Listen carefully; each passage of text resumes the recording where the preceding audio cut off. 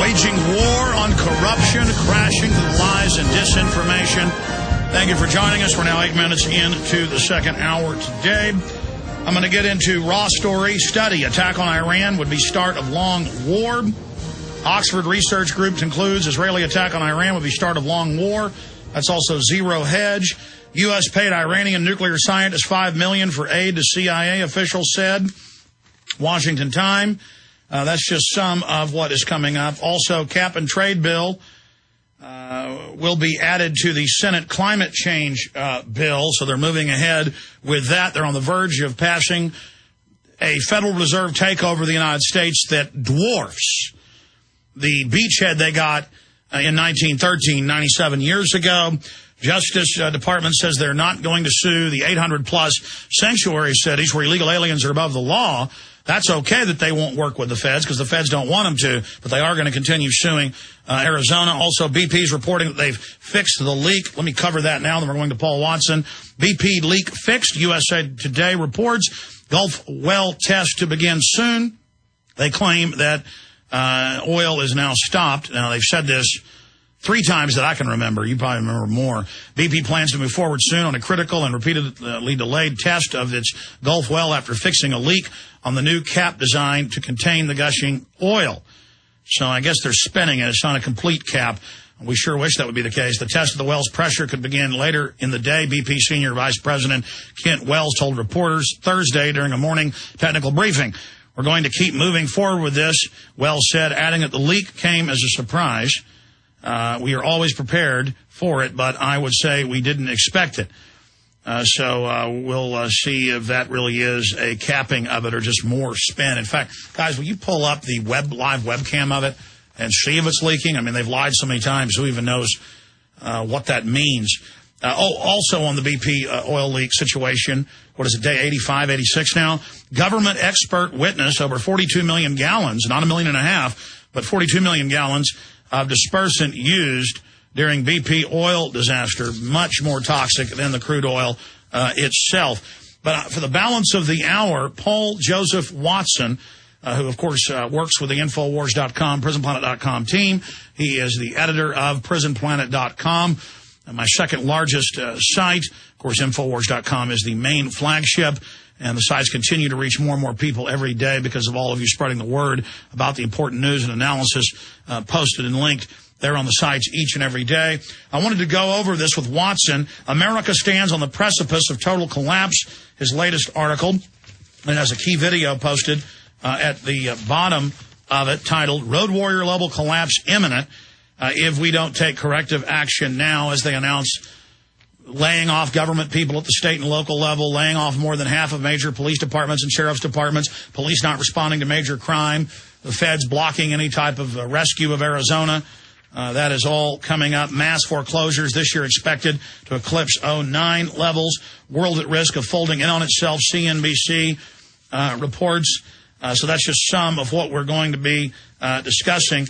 And then also this Financial Times of London article from 2 days ago. We can't stress how important this is. Obama faces growing credibility crisis. And it goes on to say the bottom line here, Robert Shapiro, top Clinton advisor, said, is that Americans don't believe in President Obama's leadership, says Robert Shapiro. He says he has to find some way between now and November of demonstrating that he is a leader who can command confidence.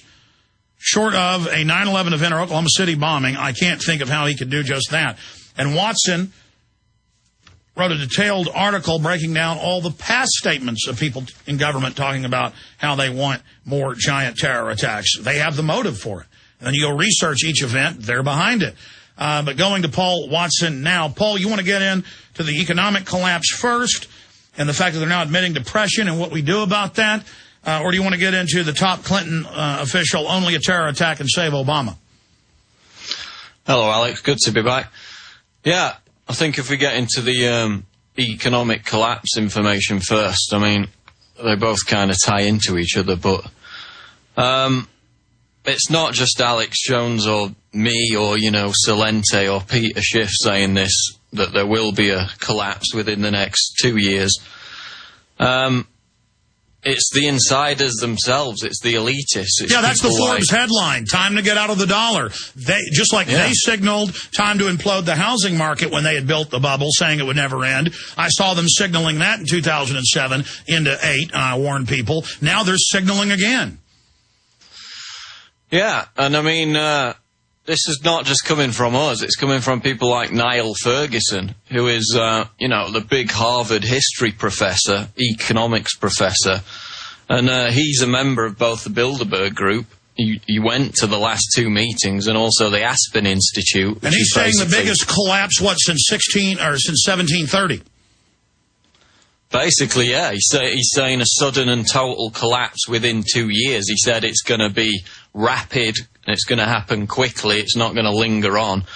And that it's going to be a Greek-style meltdown, but on a much bigger scale, because, of course, America stands to lose much more than Greece, because many more people are going to be caught up in this kind of chaos. And the Chinese have now downgraded European and U.S. T-bills. Yeah, I mean, it's all coming to a head now. We're being told that, we've got to accept this age of austerity.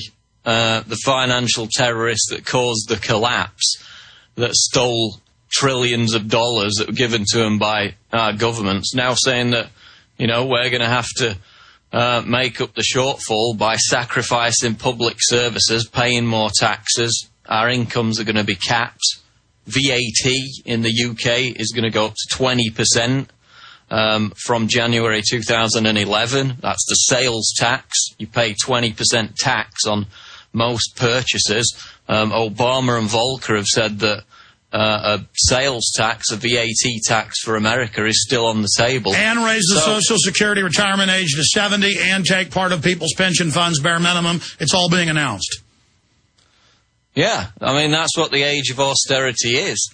But the thing that galls me about it is the fact that last time this happened, certainly in Britain, was in the late 70s when we had the 3-day week, which was followed by these austerity measures.